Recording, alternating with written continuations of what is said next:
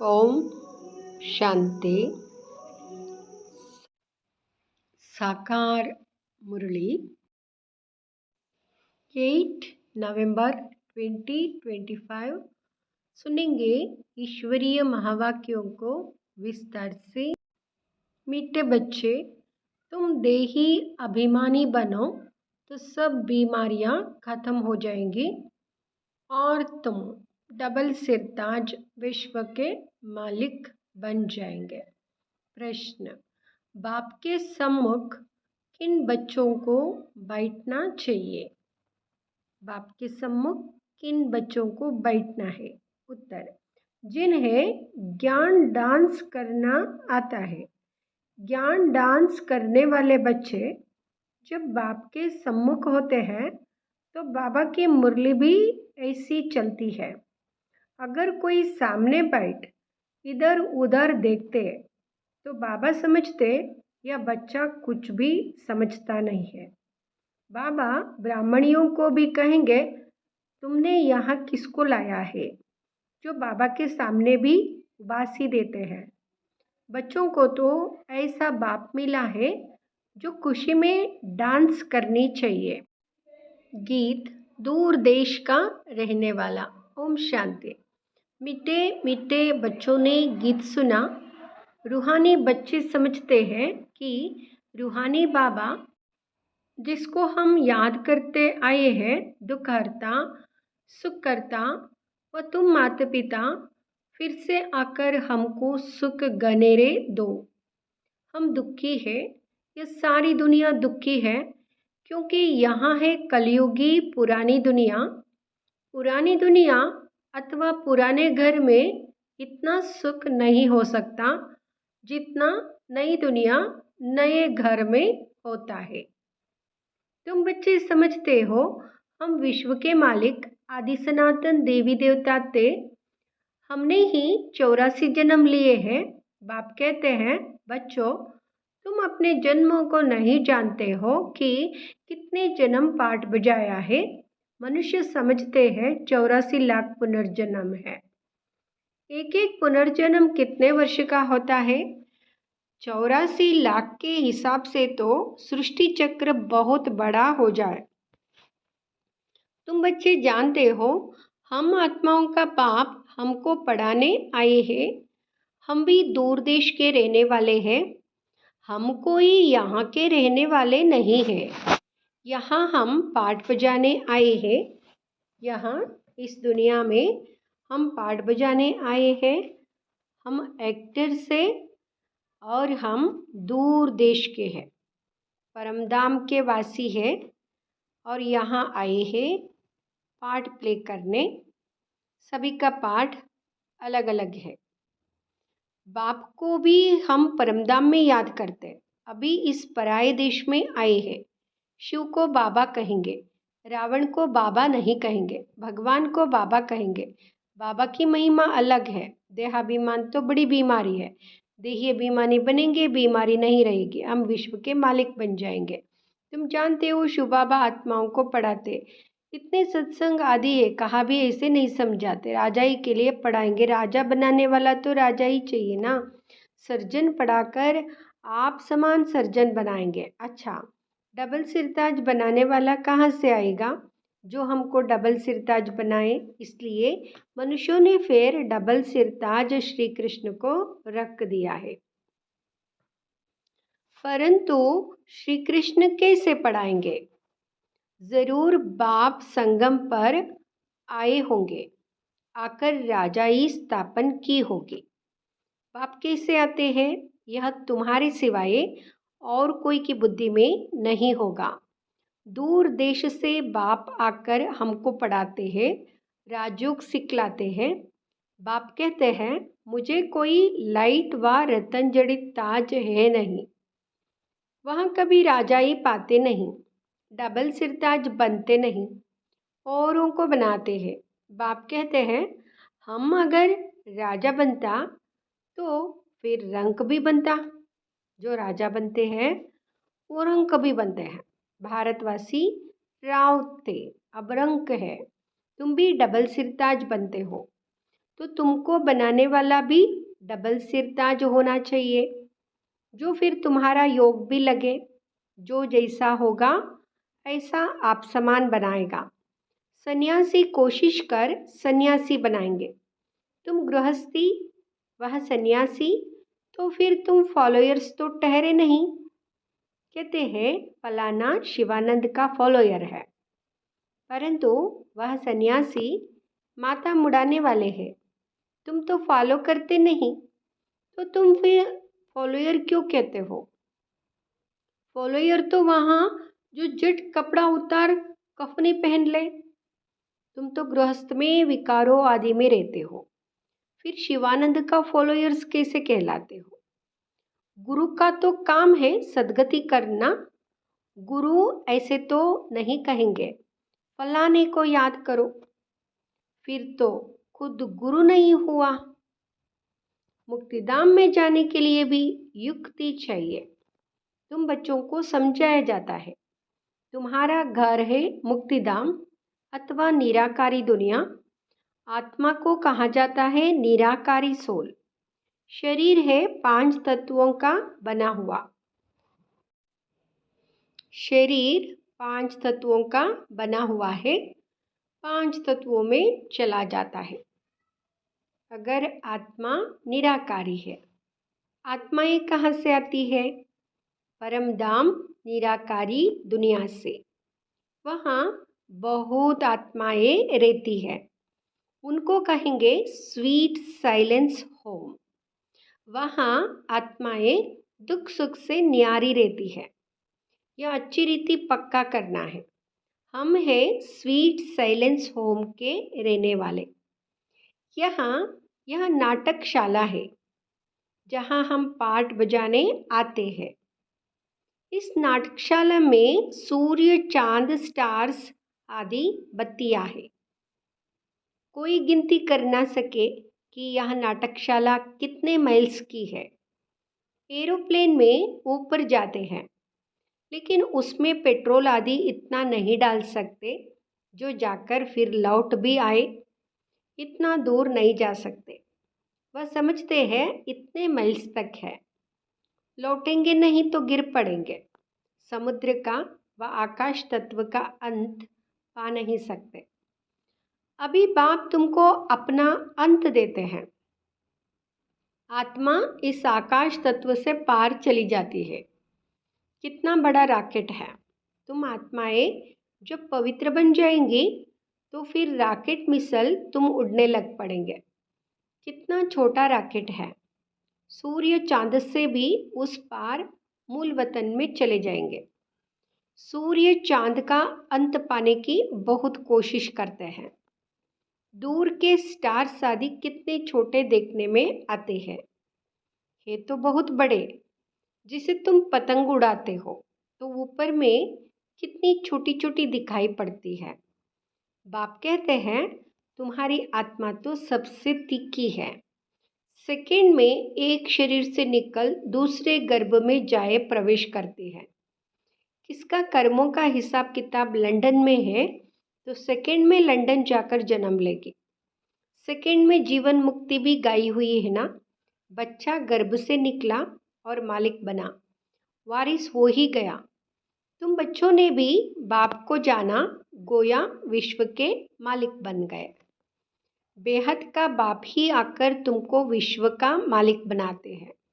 School में बैरिस्टरी पढ़ते तो बैरिस्टर बनेंगे। यहाँ तुम डबल सिरताज बनने के लिए पढ़ते हो। अगर पास होंगे तो डबल सिरताज ज़रूर बनेंगे, फिर भी स्वर्ग में तो ज़रूर आएंगे। तुम जानते हो बाप तो सदैव वहाँ ही रहते हैं। वो गॉडफादर कहेंगे तो भी दृष्टि ज़रूर ऊपर जाएगी। गॉडफादर है तो ज़रूर कुछ तो उनका पार्ट होगा ना। अभी पार्ट बजा रहे हैं, उनको बागवान भी कहते हैं। कांटोन से आकर फूल बनाते हैं। तो तुम बच्चों को खुशी होनी चाहिए। बाबा आया हुआ है इस देश पर आए। दूर देश का रहने वाला आए देश पराए, दूर देश का रहने वाला तो बाप ही है, और आत्माएं भी वहाँ रहती है। यहाँ फिर पाठ बजाने आती है। देश पराए, यहाँ अर्थ कोई नहीं जानते। मनुष्य तो भक्ति मार्ग में जो सुनते हैं वह सत सत कहते रहते हैं। तुम बच्चों को बाप कितना अच्छी रीति समझाते हैं। आत्मा इम्प्योर होने से उड़ नहीं सकती है, प्योर बनने बगैर वापस जा नहीं सकती। पतित पावन एक ही बाप को कहा जाता है। उनको आना भी है संगम पर। तुमको कितनी खुशी होनी चाहिए। बाबा हमको डबल सिरताज बना रहे हैं। इससे ऊंच दर्जा कोई का होता नहीं। बाप कहते हैं मैं डबल सिरताज बनता नहीं हूँ। मैं आता ही हूँ एक बार पराये देश पराये शरीर में। या दादा भी कहते हैं मैं शिव तोड़े ही हूँ। मुझे तो लकी राज कहते थे, फिर सरेंडर हुआ। ब्रह्मा बाबा कहते हैं सरेंडर हुआ तो बाबा ने ब्रह्मा नाम रखा। इसमें प्रवेश कर इनको कहा कि तुम अपने जन्मों को नहीं जानते हो। 84 जन्मों का भी हिसाब होना चाहिए ना। वो लोग तो 84 लाख कह देते हैं, जो बिल्कुल ही इम्पॉसिबल है। 84 लाख जन्मों का राज समझाने में ही सैकड़ों वर्ष लग जाएगा। याद भी पड़ ना सके। 84 लाख योनियों में तो पशु पक्षी आदि सब आ जाते हैं। मनुष्य का ही जन्म दुर्लभ गाया जाता है। जानवर थोड़े ही नॉलेज समझ सकेंगे। तुमको बाप आकर नॉलेज पढ़ाते हैं। खुद कहते हैं मैं आता हूँ रावण राज्य में।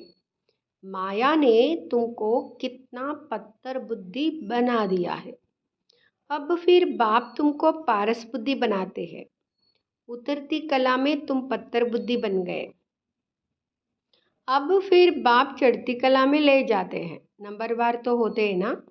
हर एक को अपने पुरुषार्थ से समझना है। मुख्य बात है याद की। रात को जब सोते हो तो भी यह ख्याल करो। बाबा कहते रात को सोते हो तो भी यह ख्याल करो। मुख्य बात बाबा कहते हैं याद की, और अपने पुरुषार्थ से सब कुछ समझना है। सोने से पहले ख्याल करो बाबा हम आपकी याद में सो जाते हैं। गोया हम इस शरीर को छोड़ देते हैं, आपके पास आ जाते हैं। ऐसे बाबा को याद करते करते सो जाओ तो फिर देखो कितना मज़ा आता है। हो सकता है साक्षात्कार भी हो जाए, परंतु इस साक्षात्कार आदि में खुश नहीं होना है। बाबा हम तो आपको ही याद करते हैं, आपके पास आने चाहते हैं।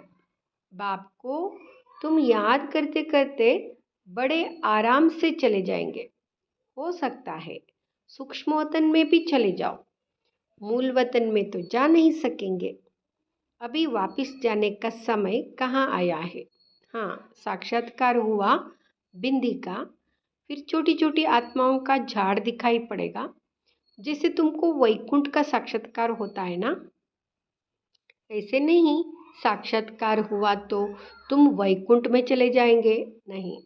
उसके लिए तो फिर मेहनत करनी पड़े।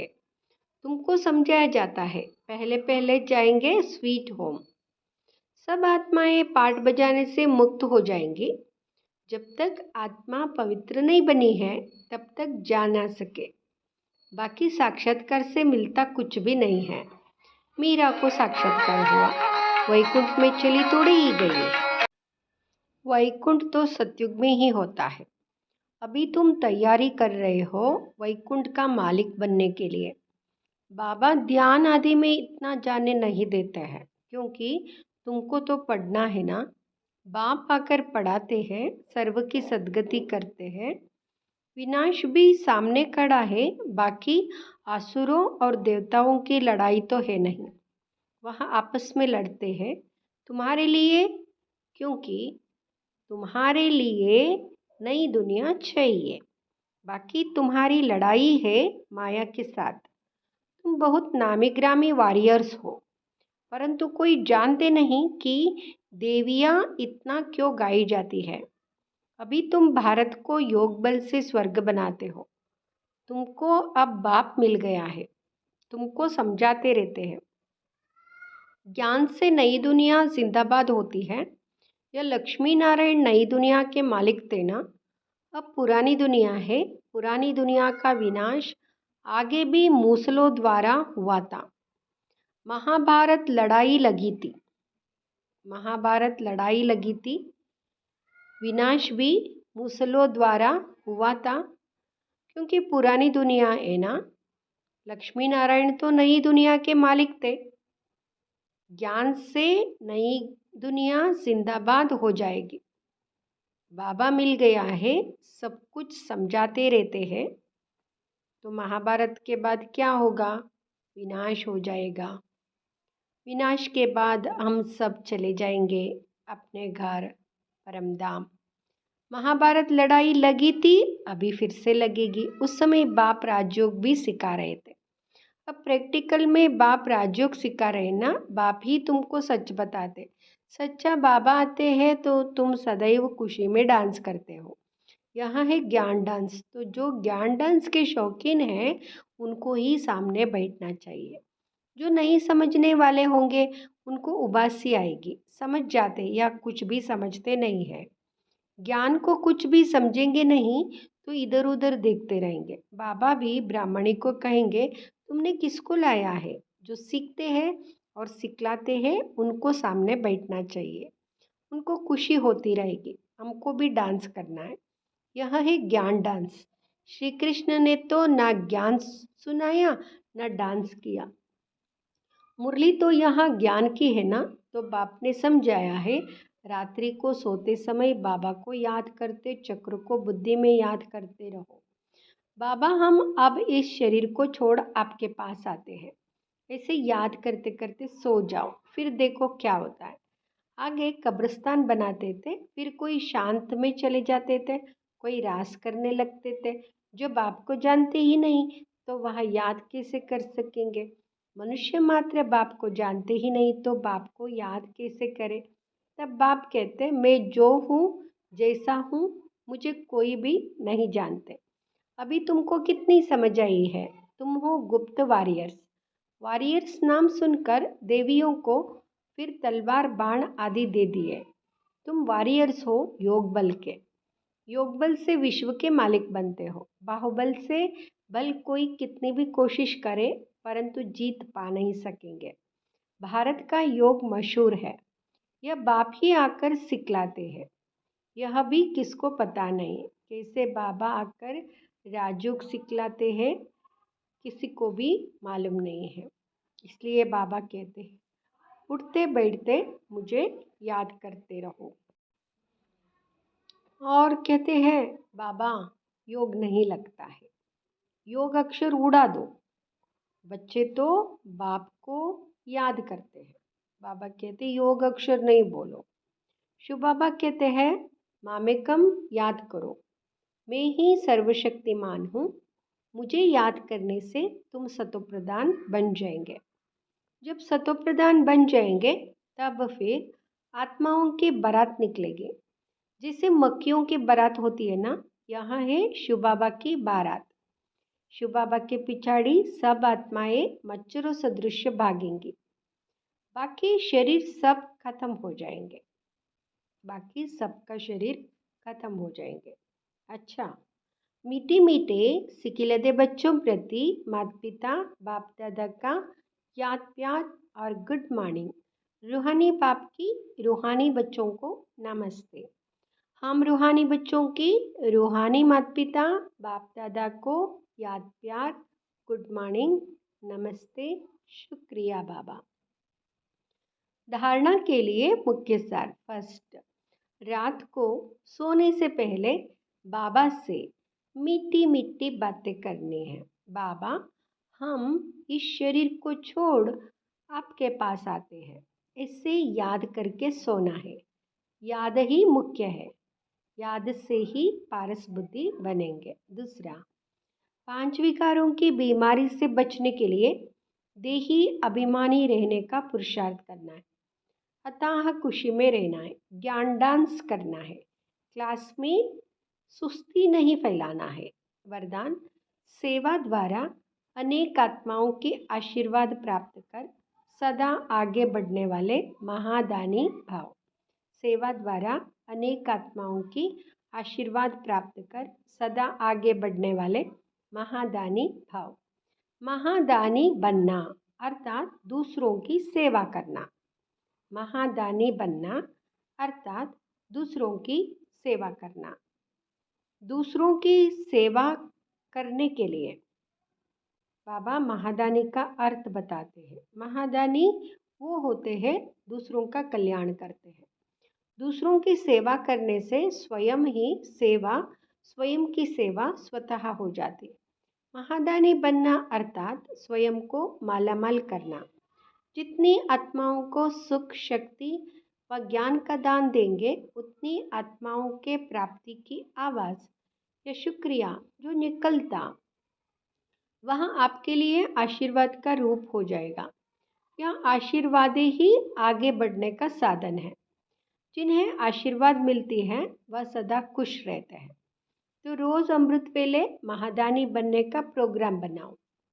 कोई समय व दिन ऐसा ना हो जिसमें दान ना हो। स्लोगन, अभी का प्रत्यक्ष फल आत्मा को उड़ती कला का बल देता है। अभी का प्रत्यक्ष फल आत्मा को उड़ती कला का बल देता है। अव्यक्त इशारे, अशरीरी व विदेही स्थिति का अभ्यास बढ़ाओ। बाप के समीप और समान बनने के लिए देह में रहते विदेही बनने का अभ्यास करो। जैसे कर्मातीत बनने का एग्जाम्पल साकार में ब्रह्मा बाबा को देखा, ऐसे फॉलो फादर करो। जब तक यह देह है, कर्मेंद्रियों के साथ इस कर्म क्षेत्र पर पाठ बजा रहे हो, तब तक कर्म करते कर्मेंद्रियों का आधार लो, न्यारे बन जाओ। यही अभ्यास विदेही बना देगा। ओम शांति।